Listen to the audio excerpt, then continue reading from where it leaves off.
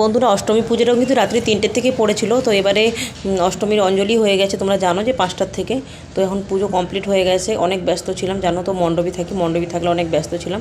তো পুজো কমপ্লিট হয়ে গেছে, সবাই পুজো টুজো দিয়ে চলে গেছে। লাস্টে খালি পেয়ে তোমাদের একটু দেখালাম ভিডিওটা। তো এরপরে দেখো দিনের বেলা আর দেখা হচ্ছে না, যেহেতু 8টার মধ্যে পুজো হয়ে গেছিলো। আমরা কিন্তু সমস্ত কিছু গুছিয়ে টুছিয়ে ধুয়ে টুয়ে তারপর বাড়ি চলে গিয়েছিলাম। বাড়ি গিয়ে আবার রাত্রিতে এসেছিলাম সন্ধ্যা আরতির জন্য। তো এই দেখো এখানে ঢাকিরে ঢাক বাজাচ্ছে, যেহেতু পুজো সকালের পুজো, মহাঅষ্টমী পুজোটা কমপ্লিট হয়ে গিয়েছিল। পুরো প্যান্ডেল দেখো খালি হয়ে গেছে, আমরা কয়েকজনই বেশ রয়েছি। চলো এরপরে তোমাদের সাথে আবার দেখা হচ্ছে রাত্রিতে ধুনুচি নাচ নিয়ে। আমার একটা দেওয়ার পাড়ারই, সে ধুনুচি নাচ করবে কেমন, চলো দেখাচ্ছি তোমাদের এবার।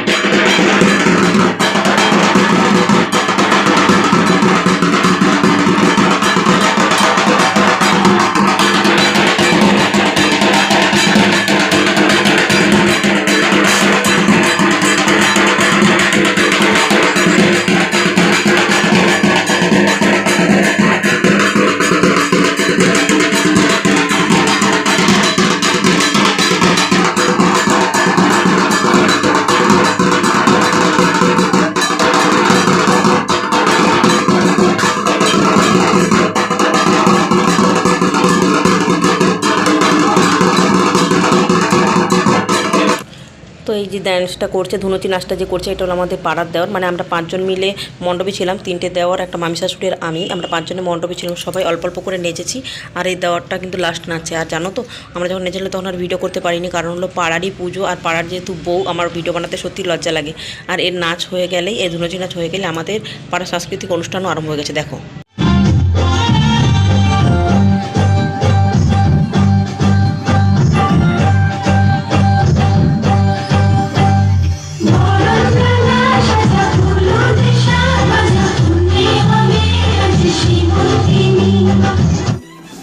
তো বন্ধুরা এইদিকে আরম্ভ হয়ে গেছে আমাদের পাড়ার সাংস্কৃতিক অনুষ্ঠান। তবে এই যে ডান্সটা করছে, এই ডান্সটা হলো আমাদেরই পাড়ার একটা যা, তার মানে যে মণ্ডপে ছিল মামি শাশুড়ি বললাম, সেই মামি শাশুড়ির বৌমা।